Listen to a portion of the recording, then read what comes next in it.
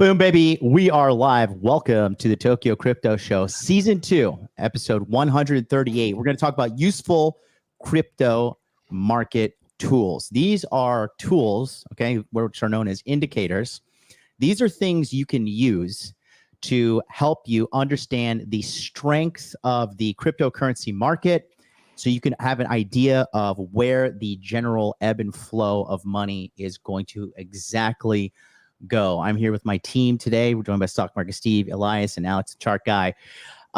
We have the four of us here. Adam cannot be with us. He's traveling with his family. And then James is on a business trip right now. So we're going to be us four here today, but we have a lot of good information that we want to bring to the table. Obviously, we are still, as Americans, kind of recovering from the recent attempt on President candidate Donald Trump's life. It's it's pretty wild to show to see how the markets roared after he survived. Some people are saying, hey, you know what?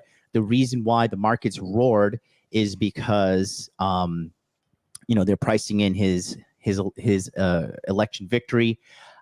He's actually come out recently. If you take a look at my Instagram, Hot Dude Life, you can see that I just posted something from Watcher Guru, and they said that Donald Trump himself is really saying that America must lead the charge with Bitcoin, which is absolutely bullish. If you take a look right here. So this is news right here. It's Justin a couple of hours ago. President Donald Trump says he does not want any other country to take over Bitcoin and crypto dominance. I think China is making a huge problem. I mean, China and their economy is just a complete fucking joke. And them staying away from cryptocurrency is just a sign of their stupidity, quite frankly. But I mean, they have a communist government. What do you expect?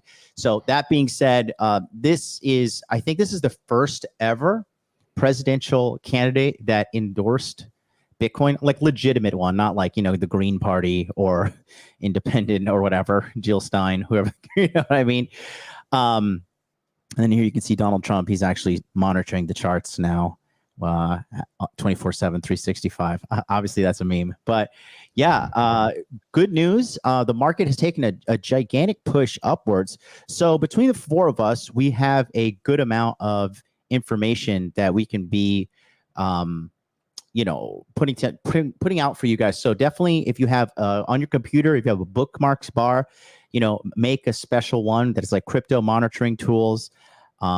And what we're going to show you guys today is totally irrefutable with regards to the value we're going to be bringing to the table for you guys today. So hit that subscribe button, hit that like button, and sit down because you're about to get ready to learn here. We'll start with Stock Market Steve. Stock Market, Steve, he has a pretty unique approach to a lot of things. Steve, I believe your initial indicator. So it is going to sound a little complex for you guys at home, but if you pay attention to this, there really is no reason why you couldn't make money by using this strategy. Steve, you want to go ahead and take the floor? Sure, absolutely. So personally, right now in the markets, we are seeing the most bullish activity we have seen in months and months and months. The Federal Reserve came out with, quite frankly, their most bullish report yet. And also some of their most dovish comments yet. Formerly very hawkish Federal Reserve chairs came out, and they are confident that inflation is trending downwards, or at least with the information that they are using. This stream is actually dedicated to trying to figure out what tools you can use to follow the market. So the reason why inflation has gone down so much for the past couple of months is because of the falling price of natural gas. The tool that I like to use, or one of the main ones that I like to use, is a website called oilprice.com. On this website, you can see all the different prices of different kinds of oils that are sold around the world, because each country's oil that it produces will be priced at different amounts based on the local market and how that impacts the price of it. However, with this website, if you were to scroll over to the natural gas and look at the 6-month chart, you would see that the price of natural gas has fallen by some 50%. And this is where we are getting most of the deflationary pressure in the economy that is allowing the Federal Reserve to consider cutting rates. with natural gas being this low, albeit oil prices have been trading sideways recently. This has been what's giving the Federal Reserve the allowance, as we can see here in the chart. See, we are down from the former May highs, and with the price falling so much in July and a little bit in very late June, this is what's adding to this deflationary pressure, as well as the economy slowing in the United States. Truth be told, my main focus is being a stock trader. I am mostly somebody that's focused on the traditional market.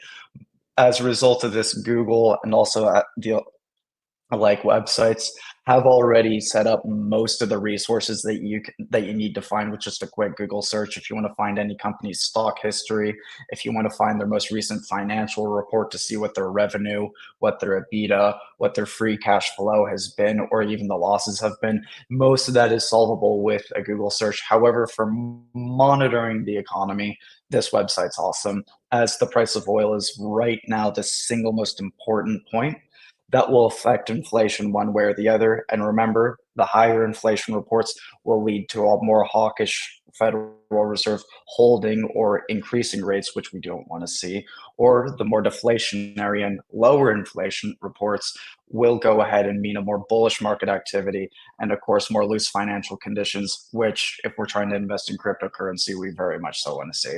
That's all I really have. You want to let the audience know, what does hawkish mean? Hawkish or at least for the Federal Reserve and central banks, would mean if they're thinking about holding rates or increasing rates, as by increasing rates, they can slow inflation, or at least in financial theory. Reason being, if you raise interest rates, it becomes a lot more expensive to take out a loan, regardless of who you are, be it as an individual or business. With these higher interest rates, that means that the restriction of capital in and of itself becomes far more restricted. And because it's harder to take out a loan, because that loan becomes more expensive, because the interest rate is higher on it, people are less inclined to take out loans. When people take out less loans, the economy slows down as the rate of currency slows down throughout the economy. And this, at least in financial theory, will add to deflation. Great stuff. Great stuff. So just keep it as simple as possible. Like, okay, so what exactly, it's fine. It's for the guys that understand that, that's really good. But let's just kind of make it more of like a, kind of elementary take. So Sure. If the prices of oil is high, are you bullish or are you bearish? I would be bearish in the case of crypto. Mm-hmm. And what about in TradFi? In TradFi, if the price of oil were to be high, I of course would consider investing in oil stocks, or at least if I think oil's going to go higher. Generally speaking, though, I like to invest in tech. I also like to invest in other sectors outside of oil. So generally, if the price of oil is high, that's going to be making me more bearish as an investor, because the price of everything is going higher. When oil prices go high, the price of everything, or near virtually everything, is going to increase. Plastics come from oil. When everything that's given at the grocery store has to be driven there, that's going to go up. Whenever you want to build a building anywhere at any time, the steel girders, concrete, et cetera, all have to be driven there. All the workers have to go to work, quite literally, because oil transports everything in the whole world. If the price of oil is going up, that means that virtually the price of nearly everything's going to go up along with it. As anybody would know, we don't want excessive inflation in the economy, or at least not inflation too far past 2%. So generally speaking, this would be a bearish sign. Personally, if oil prices go up above $90 a barrel for Brent oil, that would be oil drilled from the North Sea right next to Britain. If it goes up above $90 a barrel, that's generally a sign to get worried. However, that needs to be sustained for more than 1 month, at least in my view. It briefly going above $90 a barrel and falling back down in the same week, that's not really something to be worried about. Good. Real quick pivot. You've been telling me a lot about the Federal Reserve and lowering rates, because that is also an indicator, because the Federal Reserve, basically, guys, when we talk about the rates, right? The rates are what is the percentage of interest you have to pay on the loan you take from these banks. And when the Federal Reserve raises the percentage, the people's profit margin is a far less and the risk is higher, because you're taking on more debt, at a higher interest rate in order to give your business a shot, or, buy that house, or whatever the case may be. Now, last week when we were talking, you said that they were not having any rate cuts on the docket. And now you're telling me, from what we were talking about before the show started, can you explain that briefly to the audience? Okay, so last week my position was that not oil prices. The Federal Reserve would do likely one cut for the year, two max. However, they likely wouldn't cut within September, that there would be no interest rate cut in September.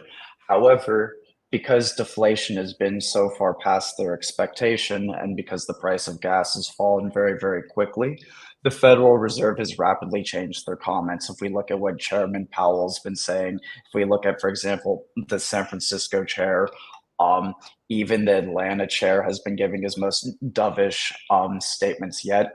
The main reason for this is because there's been excessive deflation in the market and unemployment ticked higher.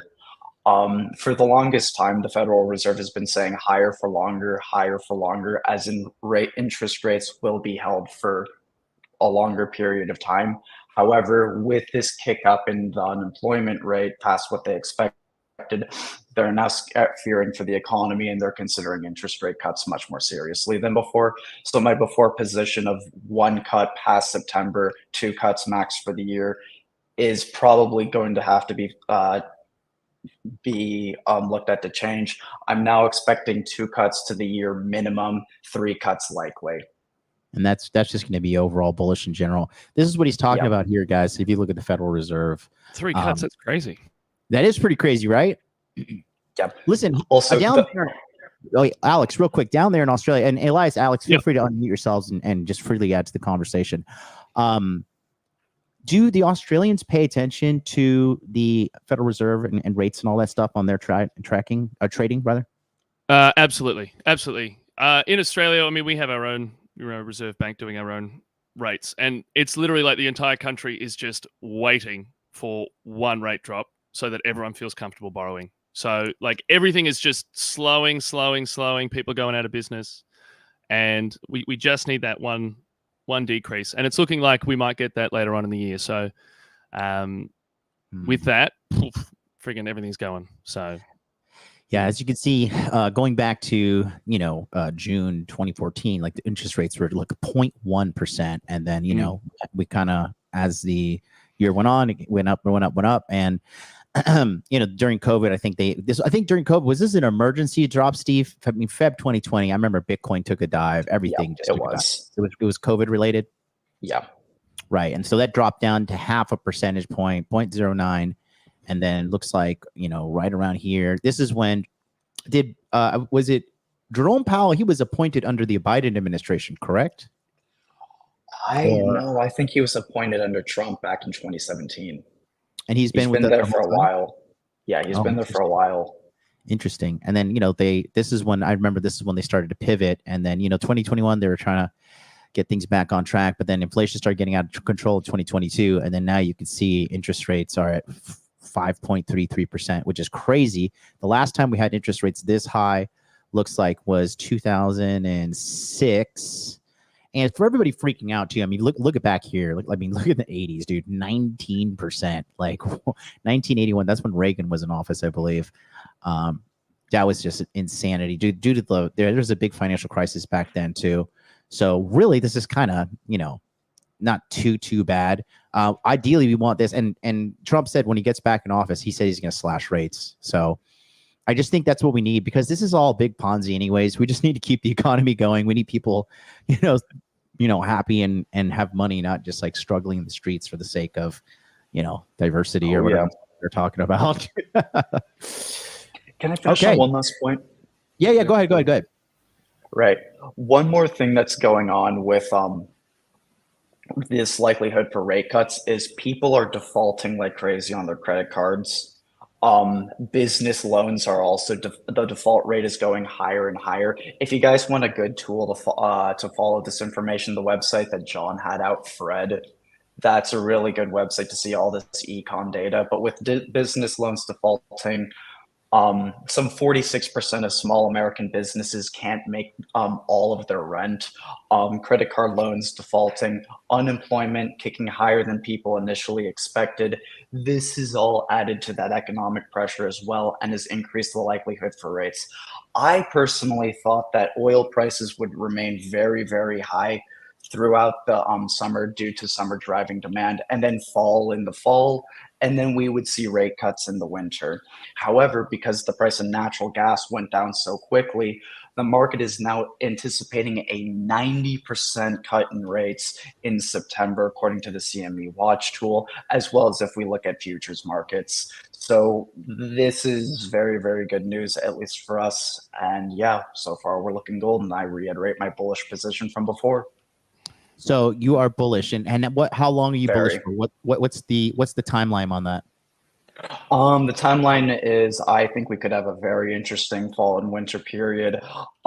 Personally, I'm a little worried for mid 2025, late 2025, because the current pressures in the economy we're seeing, as we mentioned earlier, could potentially exacerbate. However, that's a little bit forward out, but I do think we're safe for at minimum the fall and winter period. However, we'll see what the data comes out. And of course, I'll be monitoring this daily. So if anything changes, I will let everybody know with the quickness.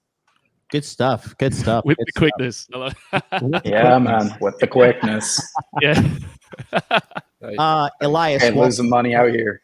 Yeah, well, absolutely. That's all we're here for, man. I mean, let's be honest. The only reason we're talking about crypto and stocks because we want to make money. I don't. Anybody who says like I'm in it for the tech, I'm like, first of all, you don't have a sex life. Second of all, let's be honest. We all want fucking money. Okay, if you're in for the tech, like girls ignore you. All right, period. All you need is love.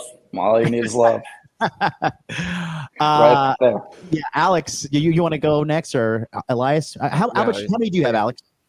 Pardon? Do you have a lot or A lot of what? just indicators and stuff you want to say in general? Or? Oh yeah, I mean, I've got a bunch. Like I've got a little thing of like sort of the free tools that I recommend everyone should have as a bare minimum of stuff. Yeah, let's rock it. All right, let's go. Share screen. Let's go. I'll Whole just screen, take off baby. there we go. Okay. And guys, don't forget, hit that like button so we can rock and roll together. Here there we you go. Oh, I will see let's everything. get our beautiful faces off. Boom. Welcome. Look, what a glorious little PowerPoint. So some free tools that I recommend everyone goes. If you're on a mobile device or computer, just screenshot away. Charting.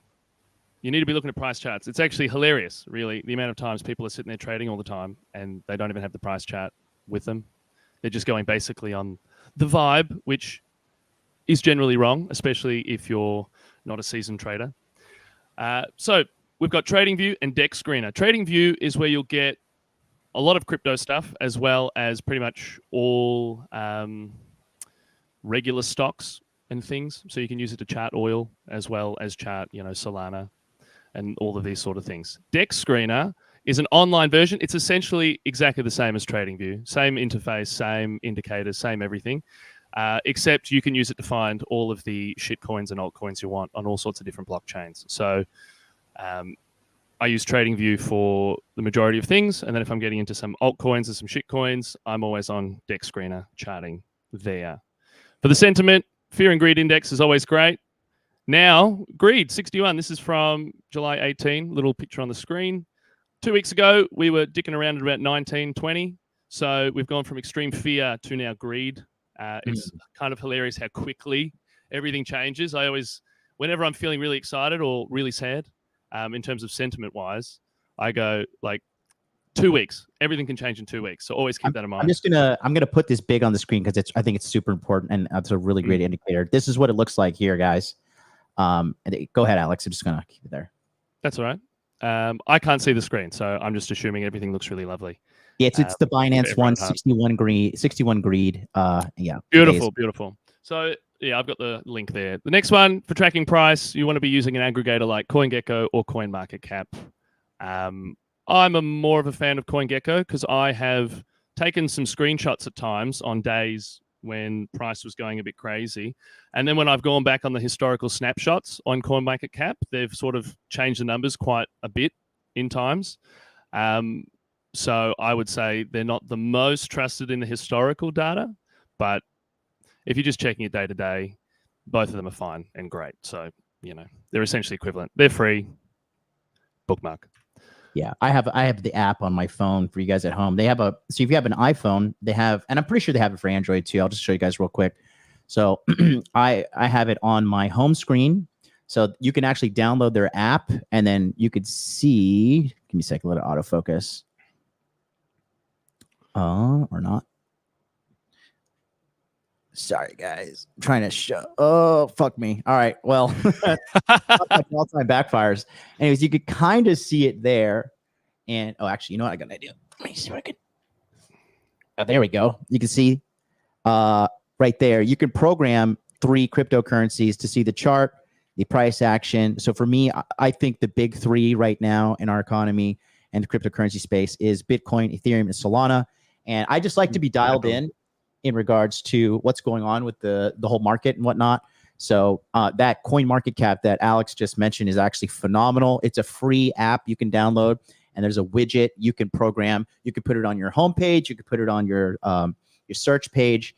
And I just like to keep a tap on the market at all times, especially because, this market is extremely volatile. Like Alex just said, the fear and greed index indicator last week, everybody was terrified. This week, now everybody's like, super greedy and in the money. Woo! Yeah, it's hilarious. So, cool. Do it, get it.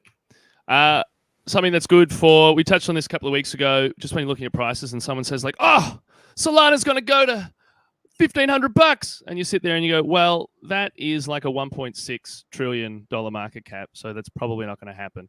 So it's good to sort of just run the numbers, basically see. So fact check. Yeah. So if you were to say put in, and I've got it up here, we can do a live demonstration. We want here. So if you go Solana with a market cap of Ethereum right now, $400 billion, that would be $883, which is within the realm of possibility, but I'd probably half that and be still in, okay, cool, 440. So somewhere that is a reasonable thing. A $200 billion market cap for Solana, it's a 3x away. We're looking at Bitcoin still moving on its way to $2 trillion. That's just based upon last cycle was $1.3 trillion market cap, and that was pre-ETF. And Cointelegraph has a great article about how there's at least $600 billion floating around to go into ETFs for Bitcoin. So if you run that together, that's $2 trillion, which is our $100,000 Bitcoin. So if Bitcoin's got 80% increase to go, then, you sort of can track through. But yeah, this helps you go. Someone says it's going to go up ridiculously. Oh my God, $2,800. Well, Solana has to be bigger than Bitcoin, and that's just a bit ridiculous. So a bit ridiculous, huh? Just a bit? Just a bit. Just a bit. Just a bit. More wealth than several nations and things. No big deal. That's it. That's the end of that little thing. I'll just go through, like you can just sort of see it's pretty, all these things, market cap of, select A stock, B stock, it'll tell you. Trading view, we've come to know and love. Here it is. We go through all our charts and all our indicators and things. Oh yeah, you got to, sorry, I forgot to ask you. Can you give us an update on the health of Bitcoin while the charts are up? Yeah. Woo-hoo. So we'll go full screen on that. Weekly cycle is in, ladies and gentlemen. I'm still waiting for a close above this line. I use GAN fans a lot. Some people say don't use horizontals, just use horizontals, don't use diagonals. But the GAN fans are price and time together. So it's kind of a horizontal that comes out diagonal.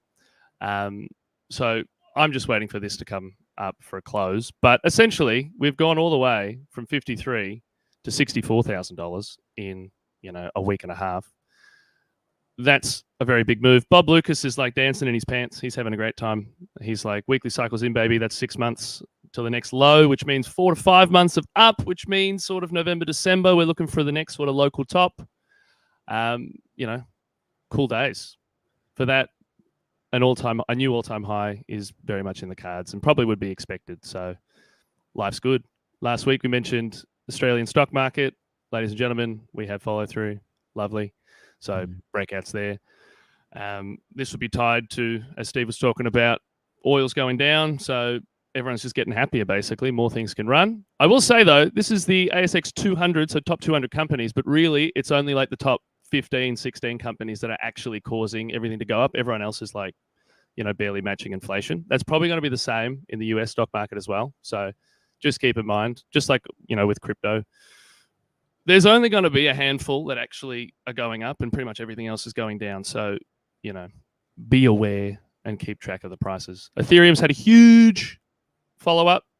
It is now outpacing Bitcoin.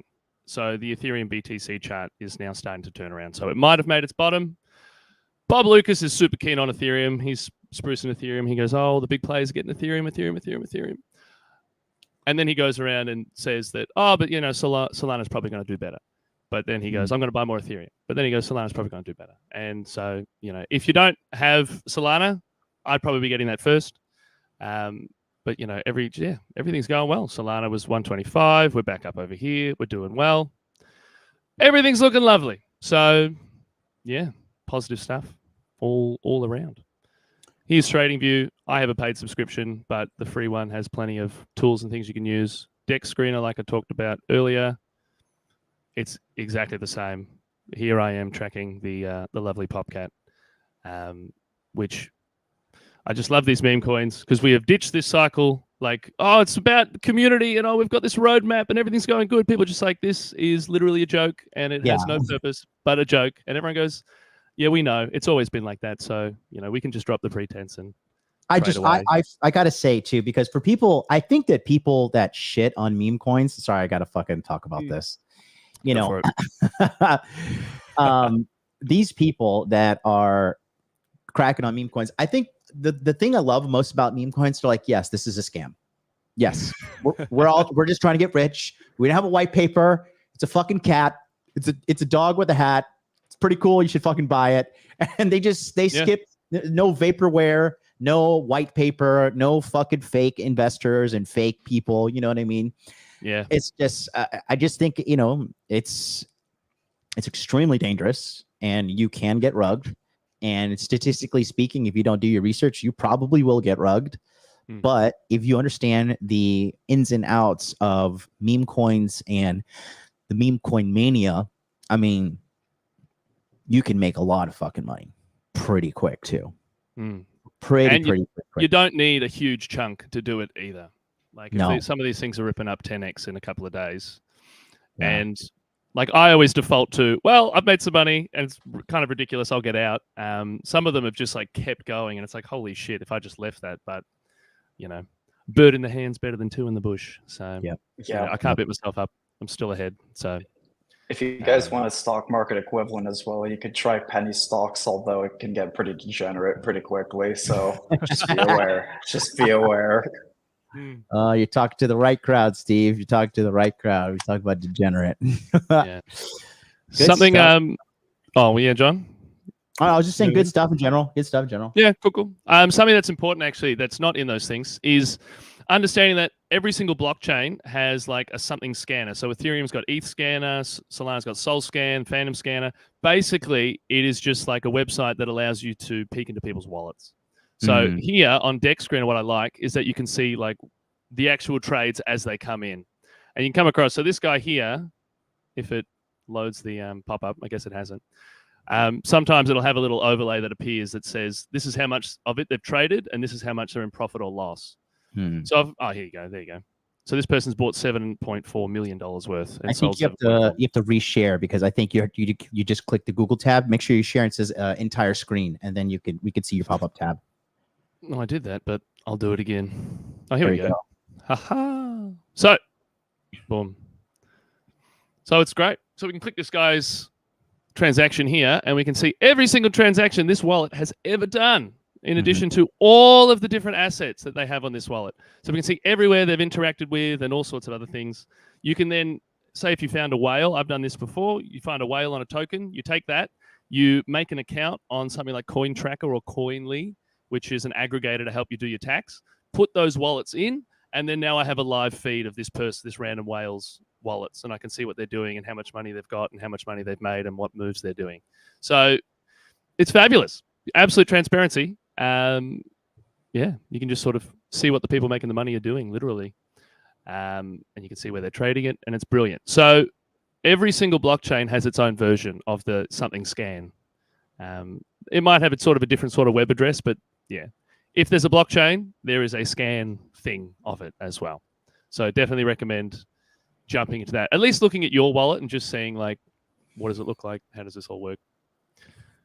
Here is our CoinMarketCap, CoinGecko. You can see it's literally the same thing, just two different companies. They just get the price data and they just tell you. Beautiful. There was another one, Nomics, that was around for a while, but then I think CoinMarketCap bought them and then just shut it down. So it's really just these two guys. Capitalism. Yeah. And then we've got the Crypto Fear and Greed Index, and yeah, beautiful. That's it, really, in terms of the free tools. If you got those, you'll be doing pretty. You buying camping material? What's that all about? Listen, it's just random ads. I'm glad Google hasn't put like something spicy on the screen for this. But yes, reduce wood fire smoke. You're in the land down under, so I just assumed. That's true. So Roger, awesome. Thank you so much. All right, last but not least. Well, actually, I'll be going last. But Mr. Elias, welcome back. Where are you in the world now? Are you still working at the? Can you say, or it's confidential? Yeah, I'm still in Asia. So Yeah? I'm in Kazakhstan time zone, basically. Are you in Kazakhstan or just Kazakhstan side time zone? Time zone. Okay, and what are you doing out there? I'm basically advising and helping building up Bitcoin mining facilities. Oh, still. Oh, okay. Mhm. Okay. Awesome. Yep. Awesome. And we'll do so till 2025 or something. Do you have that video footage we asked for? Were you able to get it? Yep. Yeah. One thing is I could also slide in 3 free sites, which are really cool and help people to basically to get a good view of the market regarding Bitcoin. Mm-hmm. Yeah. I mean, the floor is yours. So anything you want to share and do, let us know. Okay. So I'll just share the whole screen. Okay. Here we go. Basically, one is it's now, if you can Google for look into Bitcoin. It's now called Bitcoin Magazine Pro. I think they bought it or something. Mm-hmm. And there you can find, especially in the market cycle tab, you can find free charts that go into stuff like the Fear and Greed Index, which was shown a few minutes ago, and they chart it out.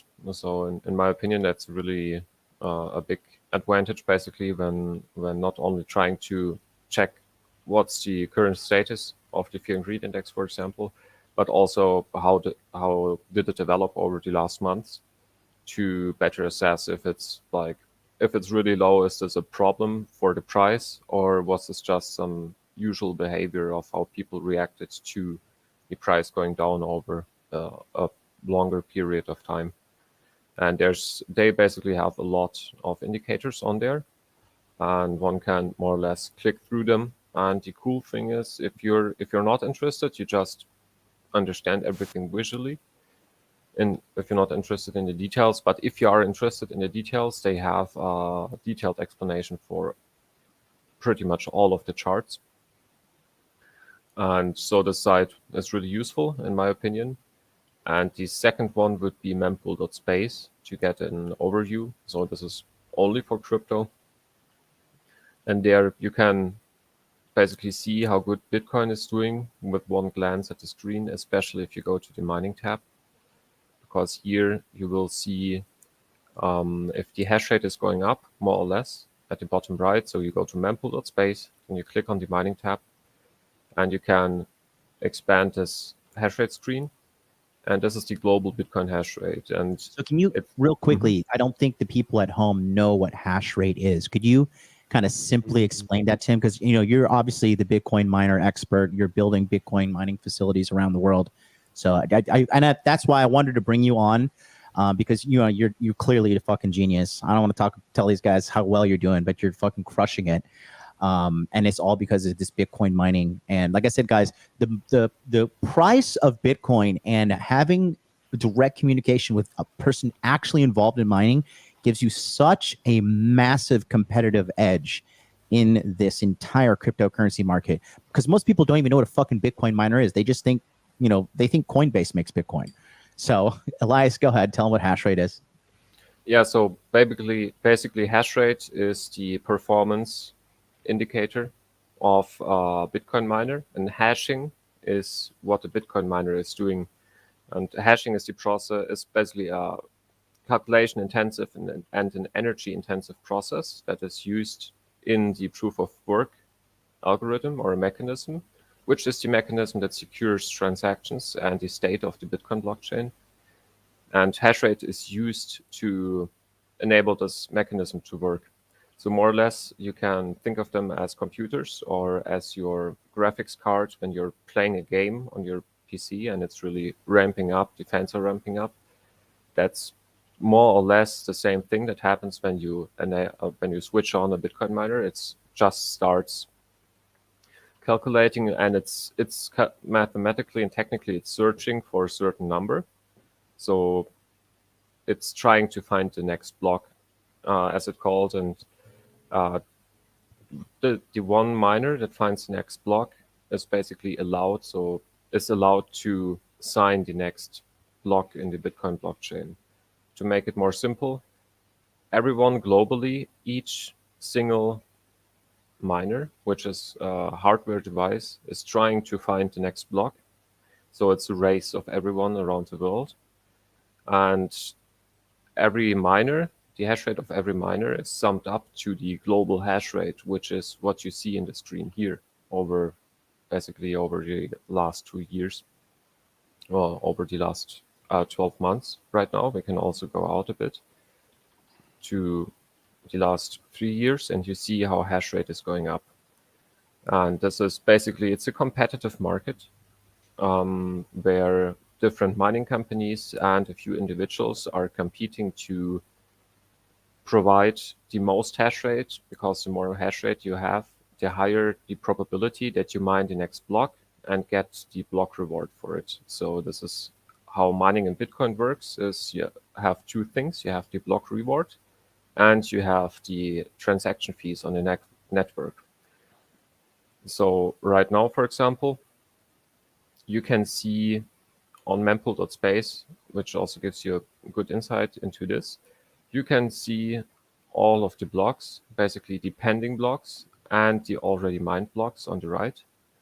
And those blocks are blocks of transactions. So these are currently live blocks being mined right now. Yep. It's live. It's fully public. It's fully transparent. And basically, if you want to send a transaction on the Bitcoin network, based on how high you set the fees you are willing to pay, you will be sitting in one of those waiting blocks.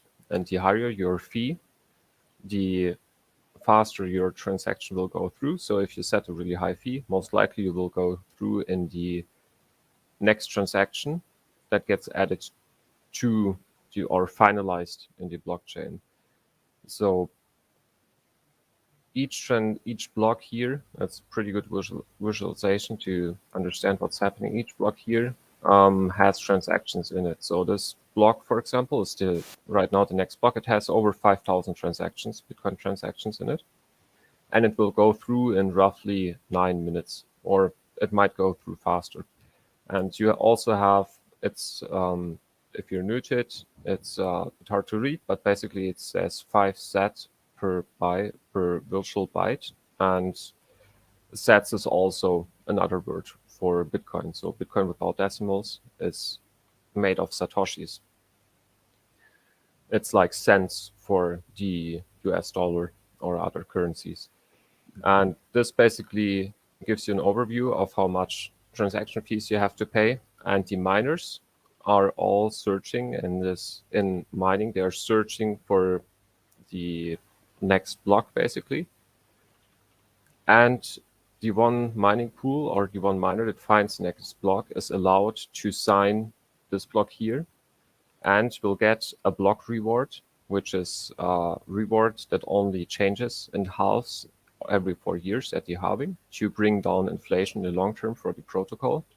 And the miner will also get the transaction fees for the block he mines.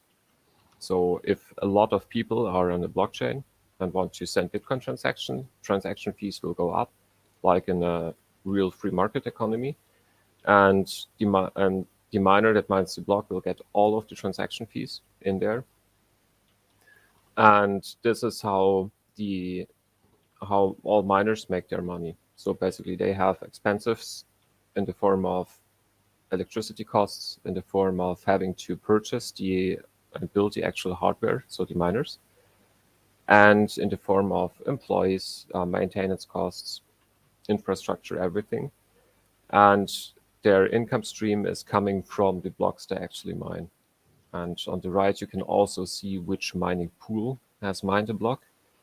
So many or most miners are going to use a mining pool, which is more or less a group of multiple miners putting together their hash rate, their mining power, to work together and get a more stable income. Because if your hash rate is really low, it might take like 2 months until you find a block and you actually get your money.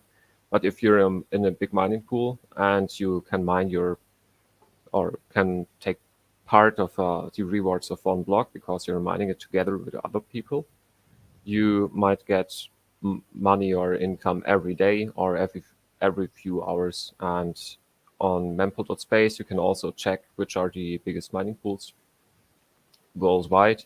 So there's 3 or 4 big mining pools, and the rest are smaller pools. And it's also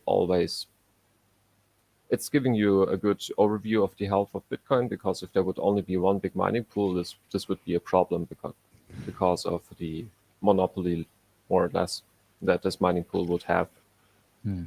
And what is this page useful for if you just want to take a look at in which direction Bitcoin is going?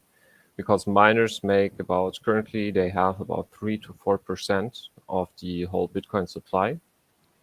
So for reference, the ETFs right now also, they have 4 to 5%, so a bit more than the miners, and they also have a big impact on the market.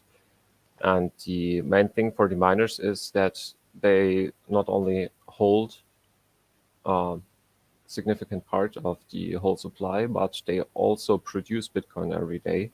So they can add selling pressure to the market. And as long as Bitcoin miners are doing good, the selling pressure is low. But because they are long-term into Bitcoin, so most of them also want to hold as many Bitcoin as they can long-term.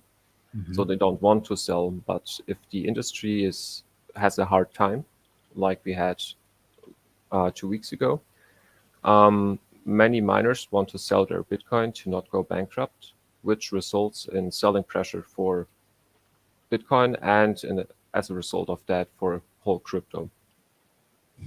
Interesting. So if I can just want to see if I make it very simple for myself as well as the people watching at home. So when it comes to hash rate is basically how much activity is going on with the Bitcoin miners, correct? Yeah. So the global hash rate chart is showing how many machines globally of Bitcoin miners are currently online. Because it's a competition. It's like how much power has the Bitcoin network, more or less.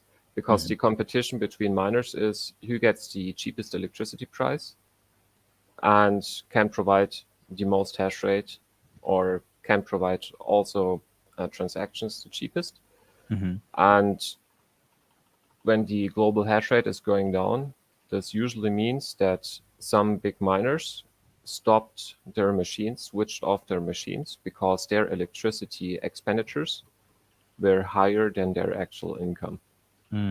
So if Bitcoin goes down first miners start to switch off, especially those with higher electricity prices. And that's why it's an extremely competitive market, because if one miner switches off the mining machines, the other miners will get more of the global mining income that is available, so of the block rewards and of the fees. And as a result, you see basically if the global hash rate goes down, I will zoom in a bit on the chart. Here, this was in April, late April, where we were at the top, and then Bitcoin went down. This was basically the first of the 2 double tops I think we had so far in the cycle. Bitcoin went down in price again, which means that the rewards, because the mining rewards, because they are also paid out in Bitcoin to the miners, means that some miners had to switch off their machines because Bitcoin went down, and they had to start selling Bitcoin they accumulated over a longer time frame to pay for maintenance, for employees, for stuff like that. So this added selling pressure and led to some miners pushing down the price of Bitcoin even more. So it's either accelerating downtrend or accelerating an uptrend in Bitcoin. And to use this, and then if you're not mining but only interested in where the price goes, it's more or less really easy to use this. You can go on the mining tab, and you can go to the bottom right to the hash rate or difficulty chart, or just scroll down if you're on your phone. And if you see the hash rate going down over a longer period, like 2 years, you can be more or less sure that miners have a hard time right now, which means that there's added selling pressure and a higher potential for a downtrend, if you're not already in a downtrend for Bitcoin and crypto. And this is just giving a nice overview. So if you're stable, but the hash rate is going down, if we are stable in price, in the Bitcoin price, crypto is stable, we're just going sideways, but the hash rate, the global hash rate, is really going down at the same time. This could mean that there will be a big sell-off from miners in the near future, which could push down prices. But if it's stable and the hash rate is going up, this indicates a higher likelihood of miners investing more and not just selling their Bitcoin as soon as they get them, which is positive for the market if you're looking for a price increase. Good stuff. And There's a big sentiment change in everything with us normal people, not super geniuses like you. So has your sentiment changed on anything? Are you still pessimistic or? No, I'm pretty much bullish. The one funny thing we had this time is that the European Central Bank, actually they reduced their rates earlier, Oh, really? or they did a rate cut earlier than the US, which is, I don't know if it happened before. Steve, you didn't let us know that. What's going on there? I'm focusing on the Federal Reserve mainly because that I think would have the biggest impact. Yep. Wow. No, plenty of central banks around the world are cutting their rates. I'm just focusing mainly on the dollar, but no, the European Central Bank that's as well as important the data. central banks are. That's definitely important data we need. Okay, gotcha. I can include that I as just well. do oil, man. What are you looking at me for? But no, I can definitely cover that as well if you guys want. Yeah, I don't know if the ECB is really that important globally. Oh no, but it would have an it impact just- for sure. Okay, it just stood out to me because it's for them, and also if you look at French news, at German news, at Central European news, at exactly what he said before is happening right now in Europe too. So businesses are having a hard time. Many smaller businesses are completely shutting down, and that's basically it's a global phenomenon. And the ECB was more or less this time. It was the situation was so dire that they went forth and maybe the first time in their history did a decision on themselves and didn't just copy what the Americans did. So this stood out for me. And apart from this, also there's one other site, which is the Clark and Moody. So they're a big financial company, as far as I'm concerned, Mhm. if I'm right. They have a really cool Bitcoin dashboard where if you need any information and you don't want to search for it, they have an overview. And this is also really cool because you only need one page. And Yeah, regarding pessimism or optimism, what I want to see, if we go and check Bitcoin USD on TradingView right here, on the daily, we see those two tops more or less. And what I want, so I'm ultra bullish with the whole Trump thing, with the rate cuts, God damn, then we're all gonna be fucking With- rich if you're ultra bullish. yeah. with with where prices are going, everything. I'm really bullish. But what I want to see to more or less for myself, or what I think is a confirmation, to have a confirmation that the bull market continues and we didn't just have a double top and some sideways action, more or less, is what I want to see is Bitcoin going above 71, 72K again and confirming there for the On the long thir- term. Can you put the cursor on the July the 13th, the day of the assassination attempt? That was that's 10, 11. Oh yeah, yeah, 13th, right yeah, there. this one. Yeah, right there. Some That's people were really saying cool. that's when his presidency got priced in. Like they're like, this Yep. guy's definitely gonna be president now. Yep.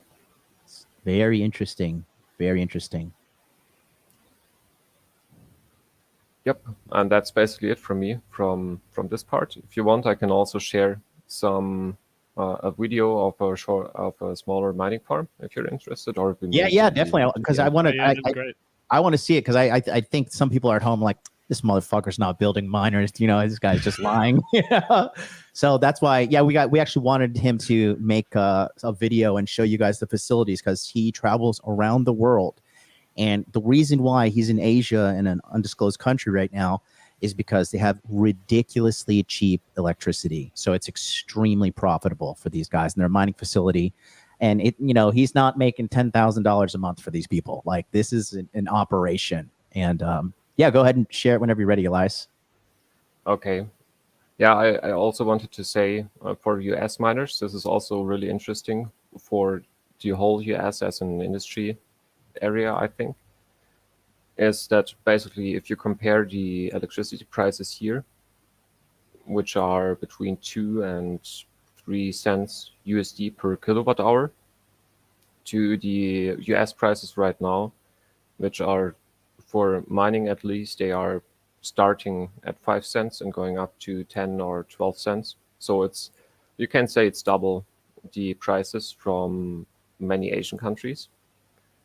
And then you compare it to European countries where it goes up to, I don't know, 30 cents, 20 cents, 40 cents in some countries. So it's basically doubling each time, or quadrupling even for the EU countries. And this also gives a good overview for all industries that are into something that takes a lot of electricity.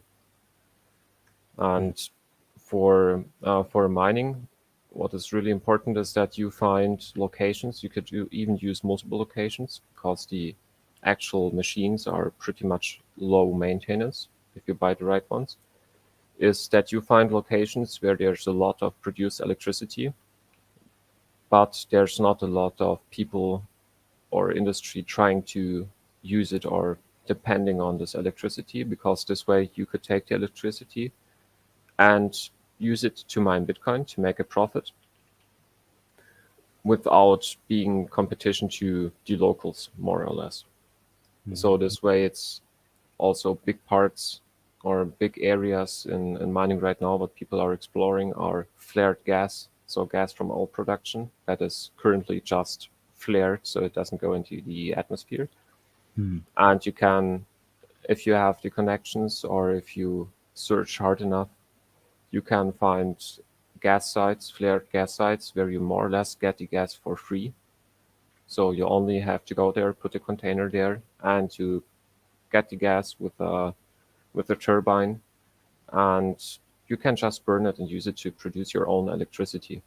Oh, wow. And the same goes for hydro dams. There's a lot of hydro dams, so hydroelectricity in the world, which were built in a time where there was more industry in this area, especially in some Asian countries. And now you can buy them. So we're trying to buy a full hydro dam right now, or let's say another one, and the hydro dam costs below 10 million USD. Because nobody's using it. And then you have free electricity, more or less. You only have to maintain the equipment. And this is what all miners are doing and trying to do globally. So for the video, it's a video of a smaller site, basically. And you will see how they are working on stuff in Asia. It's not like the sites that you'd put in a marketing video in Europe or the US. Okay, here we go.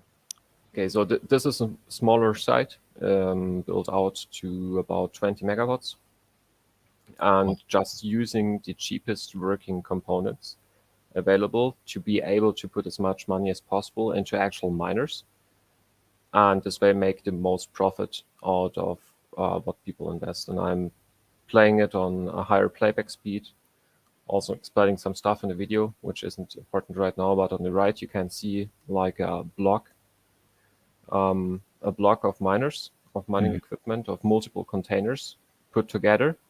And the idea behind this is that on the outside, they're pushing hot air out to the outside of the block and sucking cold air in at the top where I'm walking in right now. This is the cold air zone, basically. So in the middle here, they're sucking cold air from the sky, basically, and moving it through the containers. And you can see how it looks there. So it's basically take as little employees as you can afford to run this whole site. And there's stuff staying around and everything. And you can see the containers from the high voltage, the cables from the high voltage lines at the bottom, or this transformer I'm focusing on right now. And for example, this transformer was overheating. So the solution is just to cut holes in the sides and put fans in it. And this is how most Bitcoin mines work, except for maybe one small container that looks really nice to be good for marketing. Or if they are like in the US and have regulations to follow, they will also make sure that everything is also from a work safety. There you see high voltage cables on the bottom. This would probably not be done in the US. Wow. I love it though. This But is mad. Oh, I love this. You just And got to go- get shit done. And I'm assuming you're in a country that's relatively cold because you're saying cold air and it looks like it's summer there, but it must. What temperature is it there outside? Right now it's 28 to 32 degrees Celsius, so it's pretty warm. I'm sorry, I don't know the Fahrenheit It's okay. Don't worry. numbers. So it's not as hot as it gets in Texas in the summer, but it's pretty warm. You can run around in I don't know, a t-shirt or wife beater whole day. And this is the hot air exhaust side, what you're currently seeing in the video, where the miners are pushing out the air. But the main part is basically, it also gets really cold. And then it gets cold to like minus 25 degrees Celsius. Can you pause it right colder. there? Mm-hmm. So is each of those fans represents one Bitcoin mining unit?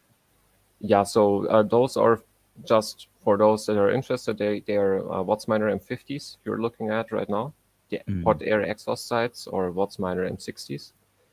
They have 3 hash boards in there usually, which is like they look a bit like a gaming GPU in there without the fans directly on the chips. And one of those machines costs right now in Asia about 1K USD. They cost up to 5K or 10K depending on the model if we are in full bull market mode. And depending on your electricity price, one of those machines makes about 1 to 5 USD in profit per day. So you're looking at a really fast return on investment. It's like $1 to $2,000 a day of profit. Is what you're saying? No, 1 to 5 bucks. So What, $1 to $5 a day? yep, depending on how much you paid for them, you're looking at a return on investment of between 5 months and 1 to 1.5 years for those machines. And you're accumulating these $5 in Bitcoin, correct? Yep. But That of course, technically can, yeah. So that technically can it's increase. it's highly volatile. So sometimes you buy a machine for 800 bucks, so for 800 USD, then you switch into full bull market. You make full or 100% return on investment on the machine just with the mining within 3 months, if you predicted the price changes correctly and bought your miners before because you had enough capital. And then you could sell the same machine you just bought 3 months ago, which you already did your return on investment on one time. You can sell it for 5x the price you bought it for, or for 10x the price you bought it for in used. So if you can fuck up really easily, but you can also make a lot of money if you calculate everything more or less with the real numbers in mind, and if you adjust for risks so that you don't go bankrupt. Wow, that's amazing. And those, just You for comparison, continue to play the video too. Sorry, I just wanted to clarify that for the audience because I think they may have not have known that. yeah, and that's basically the plastic you see in between. I'll just babble a bit on the details, which might be interesting for people because there's not a lot of farms sharing even photos or anything like that. The plastic you see in between, this is a layer. Can you use the cursor to show us what plastic you're talking about? Can you see it? Yeah. Cursor. Oh, that. Okay, I see. So everything that is like reflecting a bit in here, this is just, behind it is just cheap metal, basically, where the miners are put on. Like it's the living room stuff for $10. And the plastic in between is used to separate the hot and cold air zones of the container. So how cheap containers and highly efficient mining is built, I'll just click on play again, so we get a better overview. So like this, you can see this is an old shipping container. And you can buy those shipping containers for sometimes even below 10K USD. And did you guys cut the metal out from the shipping yeah. containers? We just get the beat up old shipping containers, and we cut the whole side. Basically, we cut the whole sides out. What do you cut it with? Just normal with gas. I don't know the word in English, sadly, but it's basically it's a thing that gets really hot and you just burn through it with a gas flame. Is it a blowtorch? Like as a little piece of fire? Yeah, that's the name. Ah, basically, wow. An industrial blowtorch. Yeah. And you just cut the whole thing up on both sides, put in a few racks. Basically, the stuff you'd buy from the stores where you get all your construction stuff. You just buy the cheapest ones, put them in there, put miners on there. The only expensive thing in those containers are PDUs. Those are power distribution units. So it's like you get the power in from the outside of the container, and then you have one PDU which has normal outlets like you would have in your home, and in those you can put the miners. So one PDU has maybe 20 outlets, and you can put the miners in, and the PDUs is one of the things you don't try to save as much money as possible on, because for those you make sure that they have a higher safety standard. So if one miner has a problem or has a fault or something like that, it won't affect the other miners, and just this one unit gets automatically shut off. And this is on the other side of this plastic layer in there. And the plastic layer is there to separate the hot and cold air zones. So on the back side, on the other side of this container, the cold air is sucked in with the filter to prevent dust and insects and everything to get into the miners. And on this side, we're seeing right now the hot air is blown out by the fans, which are like normal industrial computer or server fans that are on the miners.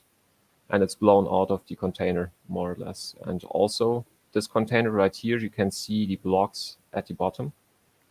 They are just made from concrete, like the ones you can see in the back here. And the container is sitting on them. And this is done for two reasons. The first reason is that if there's like high water due to prolonged rain or some weather events, the miners, which are really expensive, they don't get destroyed by the water because it can flow freely below it. And the other point is also for airflow. So here's also a thin sheet of plastics to prevent the hot air that is blown out here on the container here to go down, go through under the container and get sucked in and the back again, which also happens for snow. If there's a lot of snow in winter at minus 25 degrees, it will get sucked in on the air intake side of the containers. So, Somebody in the chat has a quick question. Tracy Douglas, you know him from monthly coaching. He says, how do the miners stand up to inclement weather being exposed to the elements? they are not really exposed. So they there's differences in the models. There's, for example, in this container, you see they are not completely square like the miners in the container before. So the miners before in the container before were Watts miners, and the miners here are End miners, which is just from a different company, a different model from a different company. They're pretty much comparable, with the only difference that the Watts miners are really stable. They're a little bit less efficient, and the End miners you're seeing here, they have a bit higher efficiency, a bit more power. But if it gets cold, they might just shut off or quit on you completely, and you have to repair them. How many miners do you have at this location? This location has about 1K machines, so 1,000 So you're miners. making bare minimum $1,000 a day in Bitcoin. Yeah, It's not bad. with this location, and I can basically here you see another container. It's the same story. They're built the same way, and if you build them cheap, you can get them. You can build them for stuff. If you're really good and you have cheap employees that know what they're doing, you can get one container for something like 50K with everything in there. You only have to add the miners. Oh, wow. Here's the same. You see how the air is blowing out. So this is on 2x speed to not drag it out too much. But you can see how the air is basically blowing out. And yep, I'm sorry, I had to put my hand before it to not leak the location there. And here you can also see it from the front again, and you can see how the plastic is wiggling in the wind. That's It's so cool. really fun. And they're running 24/7, so you I love only it. supply energy to it. I absolutely love it. This is so cool. Yeah, You can- Jesus Christ. You Oh, can Elias, I love it. you can calculate that one container you will have to. One container is something like 240 miners Mhm. times 2 to 4,000 USD each, plus about let's say 100K for the container and the equipment if you build a good one. They might not look nice, but some are really good. Some are the cheapest thing you could get. And then you also have the energy infrastructure. So one of those containers might use up to 1 megawatts in power consumption. And I don't know what to compare it to easily, but maybe a washing machine might take something like 500 to 1,000 watts in consumption. So one miner is taking at least triple that.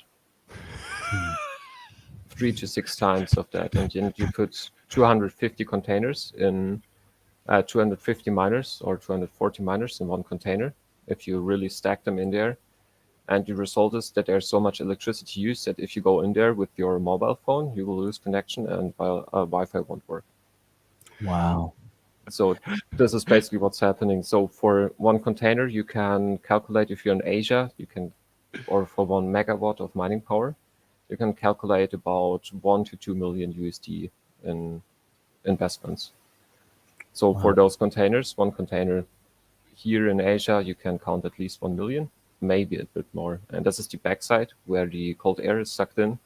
And in winter, there's bigger, more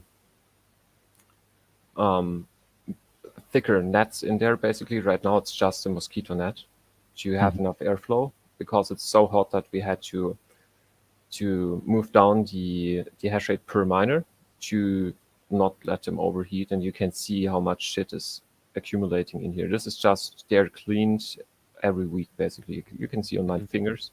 And in the nets what is accumulated there. And so it's really important. Those are the small things. And basically, if you start mining from home or something like that, nobody tells you. You'll just find out when your machine stops working or it starts to smell like something is burning. And this is basically stuff accumulating there. And in the background, I'll just go forward a bit. This is also a station where power is distributed between everything. And this again is a switching between languages. This is a 6 kilovolts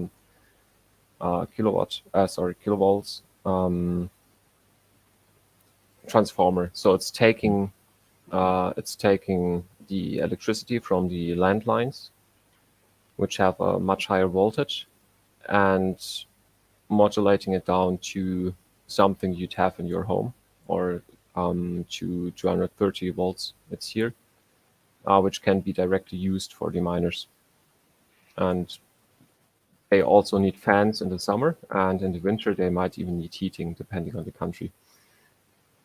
And the last thing that might be interesting, if you don't have any question, is behind here you see those are new concrete blocks to put miners on, to put containers on.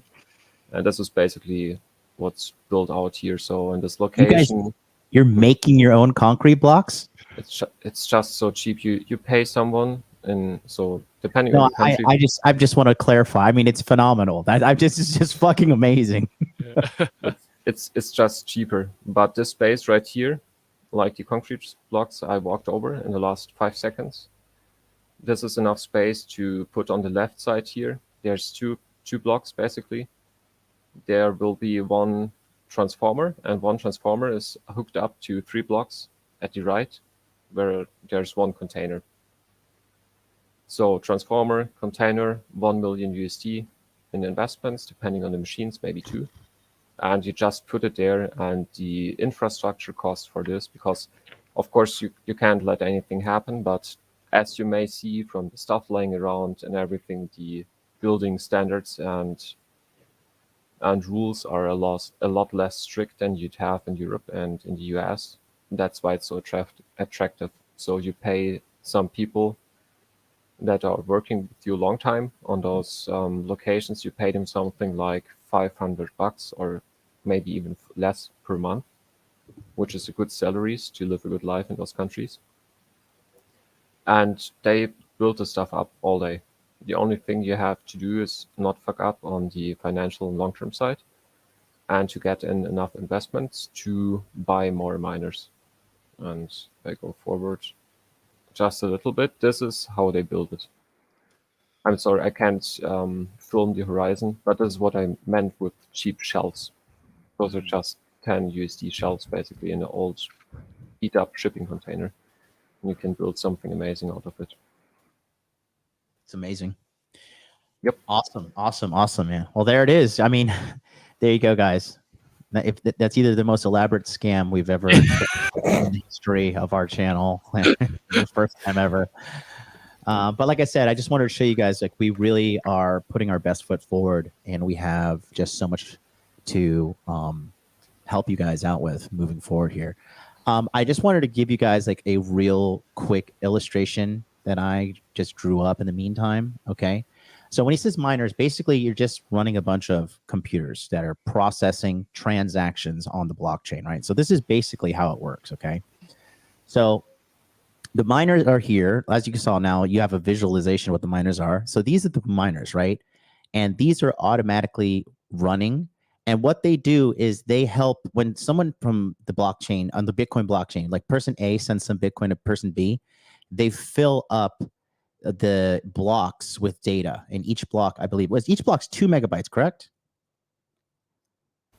It basically depends how much data is in one block, but it's you can say it's like between 1,000 and 5,000 transactions most of the time. Okay. So the miners, what they do is they use their computing power to update the database of Bitcoin in the blockchain, saying, okay, person A sends some Bitcoin to B, and then person B sends some Bitcoin to person C, and then person D sends some Bitcoin to A. And when the block is full and processed fully, what happens is automatically a reward comes out, and that reward is now 3.125 Bitcoin. And this is how new Bitcoin gets released into the ecosystem. And this Bitcoin gets distributed to the miners. And then when this one is filled up, it's just connected to the next block. And that's why it's called a blockchain. It is literally a chain of blocks of data just showing the history of transactions, and each block holds 1 to 5,000 transactions. And so that's why when the halving, because prior to this month, prior to 420 this year, the block reward was 6.25, right? And then in 2020, it was 12.5, right? So it is constantly going down. It is becoming a more scarce asset, and it is becoming more expensive to mine. So Bitcoin in its nature is actually deflationary due to this, where most assets are inflationary. So that's why the miners are so important, because the miners, I would argue, are one of the first canaries in the coal mine when everything's coming to fall apart, right? So that's why we have so much importance of stressed on actually understanding how Bitcoin mining works. And we wanted to show you guys this. Elias and I have been working together for years, and he was graceful enough to, and gracious enough to come on here and talk to us and show us what he's doing behind the scenes. And it's a huge operation. Like I said, they're not just fucking making $5 an hour over there. They're fucking crushing it. And this is a serious thing for you guys. I think crypto's not real. Crypto's a scam, or crypto's just not something that's important. It's just not the case whatsoever. Okay, so now it's my turn. Real quick, I'm just gonna, because we've been going for an hour here, but I'm just gonna go ahead and show you some quick tools that I like to use. Okay, so I personally believe that Solana is the Ethereum of this bull run. If you were around last bull run, I said Ethereum was going to be the altcoin, and Ethereum still has a lot of great things happening with it. The Ethereum ETF launches next week. So Grayscale is a company that holds a bunch of Ethereum. We are probably going to see a sell-off initially, like we did with the Bitcoin ETF, and then we're going to see money pump right into this, because when BlackRock does things, they don't do it for fun. They do it to make money and control the world. Okay. And in addition to that, I don't know if you guys knew this, but Larry Fink and BlackRock, they are planning to build a second stock market in Austin, Texas, that is going to rival the New York Stock Exchange. And on top of that, this is going to be built on Ethereum. Did you guys know that? This is going to be, the real world assets thing is going to be absolutely used with Ethereum. So next week, we're going to start seeing onboarding of money into the Ethereum asset. And I personally think we're going to see, I would not be shocked if Ethereum breaks all-time highs. And that's just basically, it's got to hit $5,000. I think all-time high was like 4,800 and change. Yeah. So just keep an eye on that. Real quick though, speaking of that, I think the new kid on the block is absolutely Solana. And if you, the wonderful thing about Solana is, I don't think a lot of people know this, if you add up all the transactions that Bitcoin has done, Ethereum, Cardano, even our favorite token Hex, and every other cryptocurrency on the planet, Solana still processes more transactions than every single blockchain in the world. Solana is fast, Solana is cheap, and Solana is effective, and they are actually working hard. Vitalik really dropped the ball with Ethereum. Quite frankly, the fees were just out of control, and it was just a huge problem with that thing.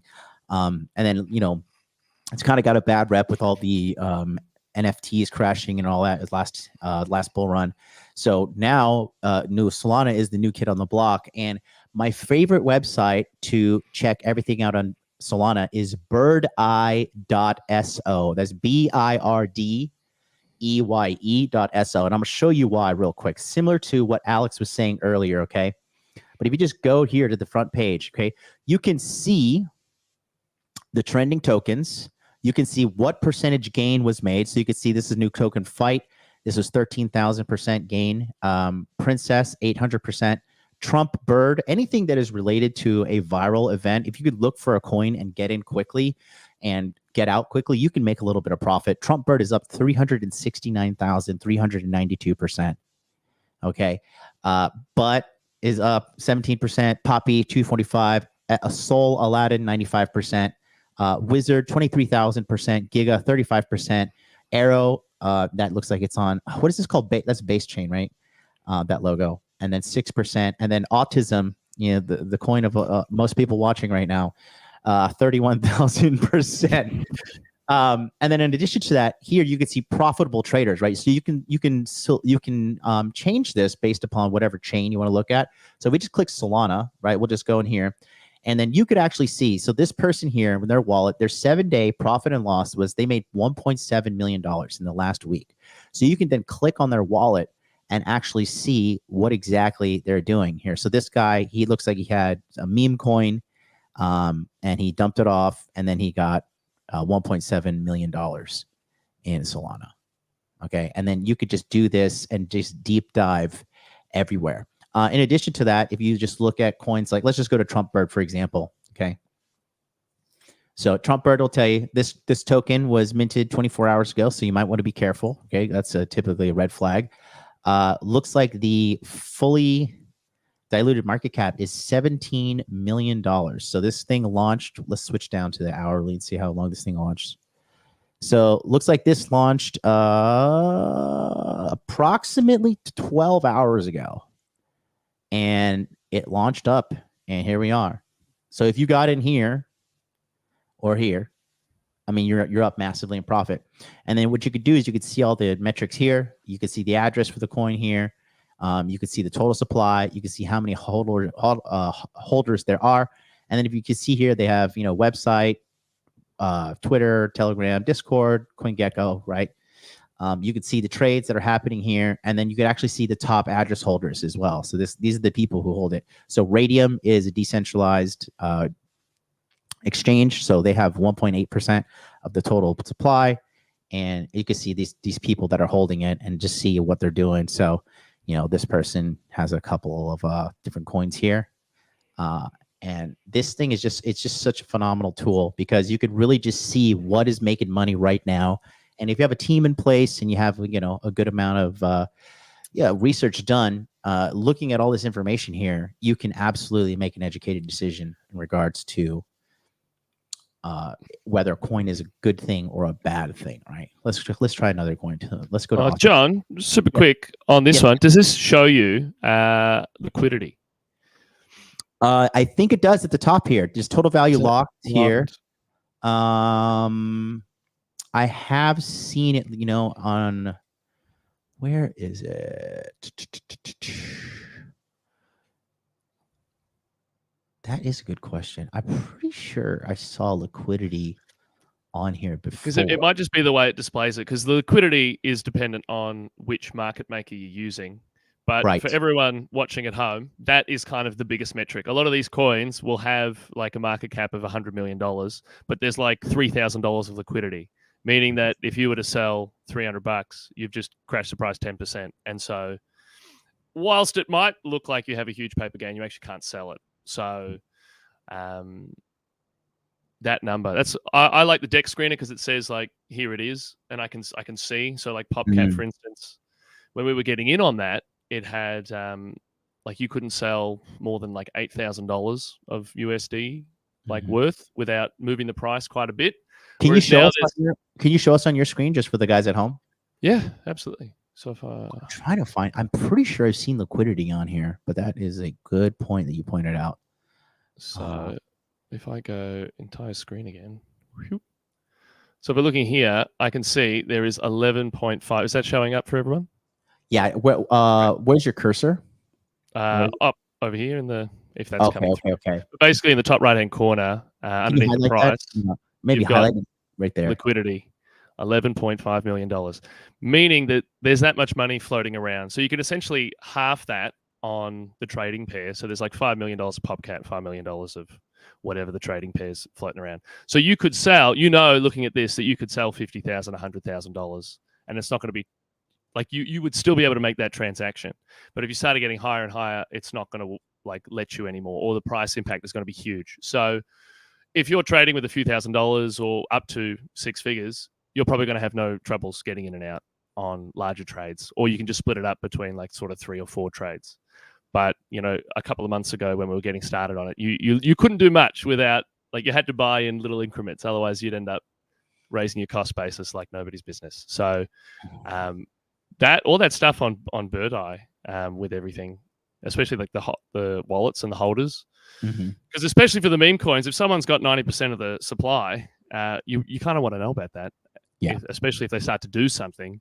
So I think I'm going to use a lot more of that website, actually. I'm still going to, but like the liquidity, if this is where only place you can get it, then, come over here to get that at the very least.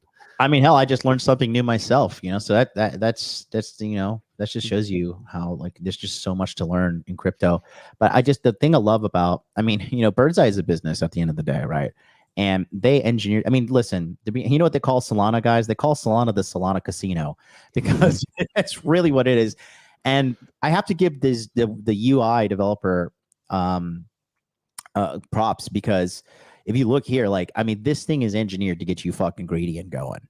Like, they're like, here's the percentage gains made, okay, on Solana, and you can go to Ethereum if you want to, and you could just see, okay, what's going on Ethereum. And, like I see, look at the percentages on Ethereum, though. Like I said, if the money is on Solana, let's go Sui, trash, BNB chain, trash, lesbian. Lesbian is up 91,000. Then UX Link is up 400,000. Let's see that. And you could just see, this is probably a new coin.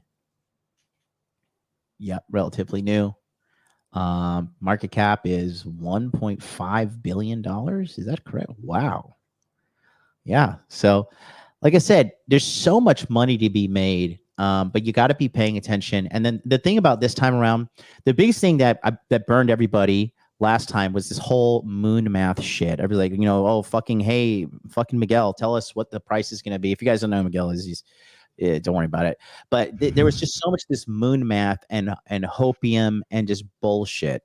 And this time around, we just want to be soundly locked in with mathematics and mathematics only. That's the big thing. I think that is why Steven is such a successful trader, why Alex is a successful trader, and why I'm doing okay right now. I'm keeping the lights on, doing my best.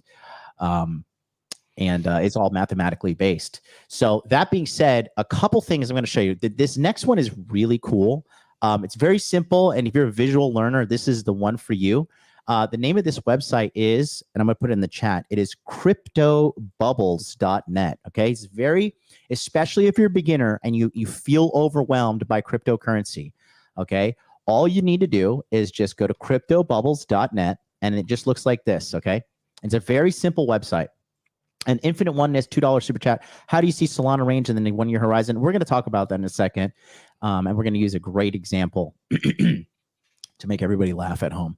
But right here, you can separate in the upper left-hand corner here. You could separate here's on the hourly, the daily, the weekly, the monthly, and the year, right? So on this current hour right now, we can see based upon the size and whether the bubble is red or green. The larger the bubble, the bigger the percentage change. And then the color of the bubble indicates whether it is growing, green is growing, and then red means it is shrinking down. So on the hour, we just Alex was talking about that one meme coin, PopCat. So it looks like PopCat is down 3.5%. And then you can see Ripple down 1.6%. Render AI coin, that is down 1.8%. Filecoin, scam coin, down 0.8%. And then you could just click on the day and just see, okay, now what do we got here? Everything's changed. So on the day, we have a little bit of a different change. And then when you go to the week, now if you look at the week, like Alex was mentioning earlier, the PopCat coin, this thing is up 70% on the week. 70% in 1 week, guys.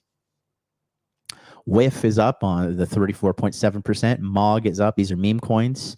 ICP. I mean, this just shows you, right? When Bitcoin goes up, it just drags the whole market up. I mean, like, okay, let's be honest. ICP, total shitcoin. Gala, total shitcoin. Is Hex on here? Or is it just even his what about Pulse Chain? Pulse Chain or Hex? Is it going anywhere? I can't even see it on this. Let's go to the month. Maybe it's on there. PopCat up 176% on the month. MOG 146. You can see Uniswap is down 27%. Stark is down 27.7. But it's just a very simple thing that if you guys want to get involved in crypto, just program this into your bookmarks, whatever the case may be, and then you could just pop through and take a look. And then when you want to, and if you want to know some information about it, just click on the bubble and it'll pop down. It'll say, okay, current market cap $779 million. Current price is 79.6. So basically 80 cents per token. And then you can see the monthly, it's up, right? One PopCat equals 79 cents. And then if you want more information, you could go to CoinMarketCap by clicking here. That's the website Alex was telling you guys earlier. And then secondly, CoinGecko, you can also go there. And then here you click to try. You can trade PopCat, buy PopCat, whatever on Mexi, Bybit, Gate.io. You can buy the tokens here. So it's a really simple system. And then you could also sort here by, top 1,000 if you want to, and just see, okay, what do we got now? Still looking for Hex. I don't see it. So I guess we got to go 90. That's 901. Okay, let's see. 808. There's that. Oh boy, what a time to be alive. Top 100 to 200. But yeah, you could just totally see everything, that's going on with the price action in a very, I think, some people might say, there's because, like Alex and Elias, obviously super smart guys, and they pulled some stuff up on the charts that, is pretty, looking pretty intimidating. But if you just like a simple kind of not so difficult way of looking at things, I mean, this just visual is just very good. And there's nothing wrong with just using a simplistic approach to get your feet wet. You know what I mean? If you got to start somewhere, and I just think this is such a good website, very valuable information, quick, easy, and not overly complicated. And it could just give you a feel of what's going on, because they'll say you want to make some profit. You're like, okay, this MOG coin, right? It's just making all this profit. What's going on here? You can go and do your digging, and then you can find out what chains it's on, and then do a little bit more research. So Crypto Bubbles, this is really, really, really great website. CryptoBubbles.net. CryptoBubbles.net. Thank you, Billy, for putting it in the chat, as you can see right here. Billy, you're not putting it on YouTube? Are you? What's going on? I don't see you on YouTube. I see you dropping it heavy on Rumble. Thank you so much for doing that. But yeah, CryptoBubble.net.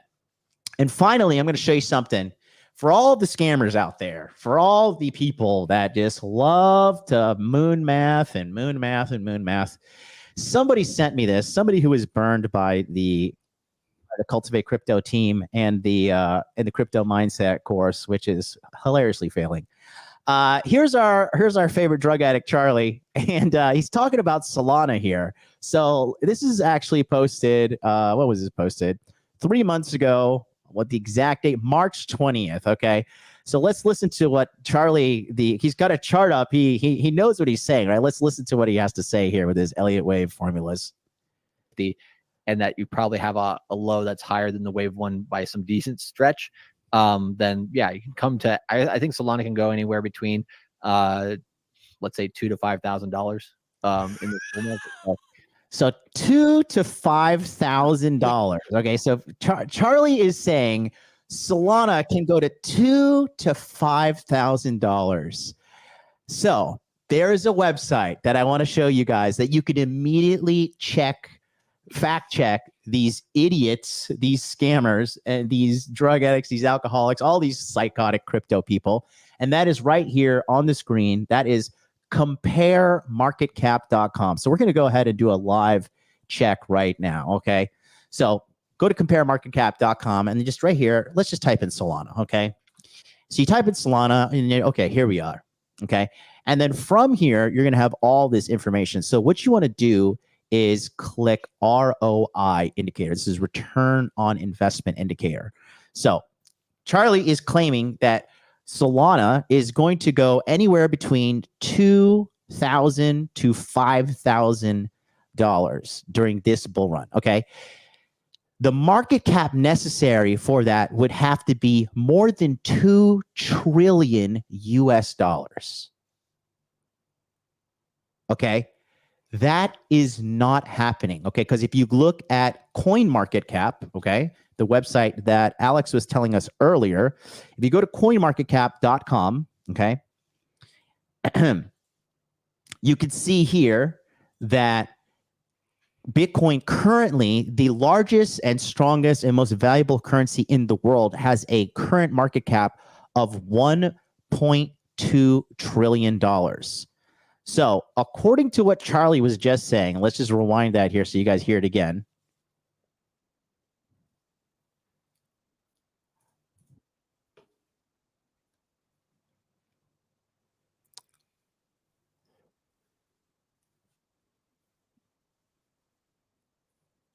Oops, sorry, let me reshare that because I want to just clearly show you guys how to spot a scammer.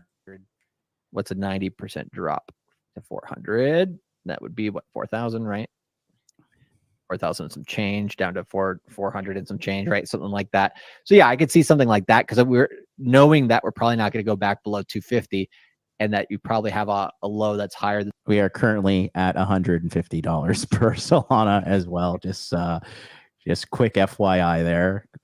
So, and again, if you guys want to find it, I'll put the link in the description there, but at the right here, he's about to say it. I'm going to drop the link so you see this is real. This is not Photoshop. This is not edited or anything. This is a real stream where Charlie is saying that Solana is going to do anywhere between $2,000 to $5,000 by the end of next year. That's what he's thinking.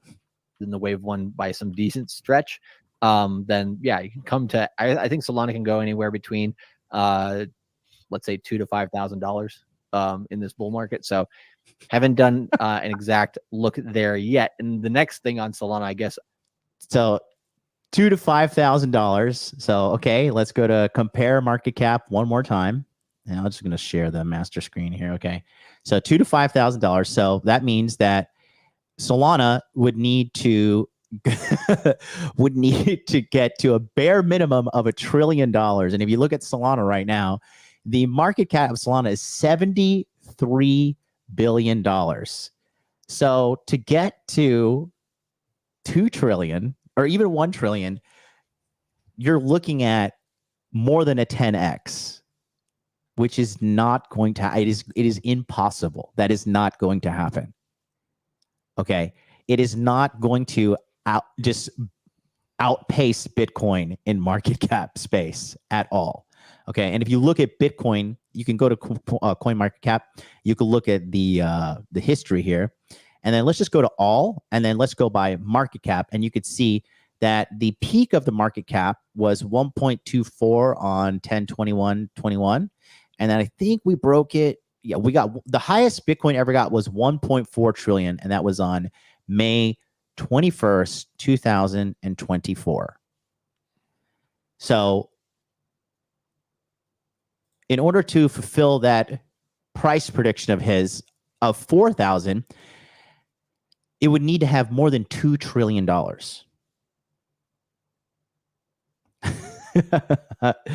So comparemarketcap.com is a great asset as well, just to keep an eye on everything. And like I said, this is all mathematically backed up. That way you can know which influencer is full of shit. Because the thing about cryptocurrency is it is such an how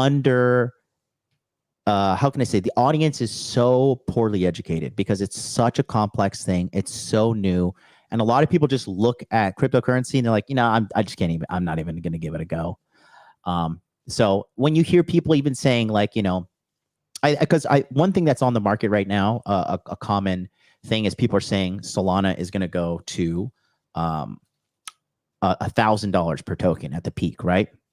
So if you want to hear that, let's just go back to compare market cap, and then we just type in Solana. Here we're here now at Solana, and then go to ROI indicator, and then for it to get to 1,000, it would need to get $500 billion. Okay, and currently with Solana, the market cap being 73 billion, you're looking at like roughly a 7x. Now, if the scars align and we have, just massive economic boom and Trump gets in office and everything goes back to hunky-dory, it's a stretch, but it's possible. But I mean, 2,000, 4,000, 5,000, not going to happen. It's just not in this bull run at all. Well, currently Solana's like 6% of Bitcoin's market cap. So if that was, if you were to just extrapolate that out to get to that $2,000, then Bitcoin would need to be $38 trillion, which it's a bit much. So $500 billion market cap is about $7.8 trillion Bitcoin. So like market cap. So you can look at it that way and you go, like even if Solana ekes up to say 10% of Bitcoin's, like it's still like that's ridiculous. That's absolutely ridiculous. Stephen, what do you see? You're stock guy. All you do is numbers. What do you think? Can Solana get to one? Let's be conservative. Say, can Solana get to $1 trillion in market cap by December of next year? I would vote no. I would make no bets on that. I would make no bets on that. That is all I'm going to say. Elias, it could be set. I don't know. What do you think, Elias? Bitcoin going up to 38 trillion and Solana getting to 1 trillion to 2,000 to 4,000 by the end of next year. What do you think? I'd like to see Bitcoin going over 72K first before confirming that we go up long term this year anymore. Yeah, let's see Bitcoin, break its all-time high beyond just a little measly 72, 73K. But those are the useful tools, guys. And like I said, I just wanted to point this out because there are so many bad influencers out there in this cryptocurrency space that they do not care about you. All they care about is money. All they care about is extracting as much money from you as possible. And so many people are poorly educated that they don't even know how to fact check these people, and they just blindly believe when people are like, oh yeah, just buy this coin or do this, and then you're going to get rich. Do your own research. You have to do your own research, and math is your friend. Use the math, use the tools we gave you today, see what the winners are doing, talk to competent people, and you too can make a little bit of money in the crypto space. That's going to do it for us here today, guys. Thank you so much for watching. We appreciate you. We'll be back next week with a new episode. Until then, we'll catch you guys later.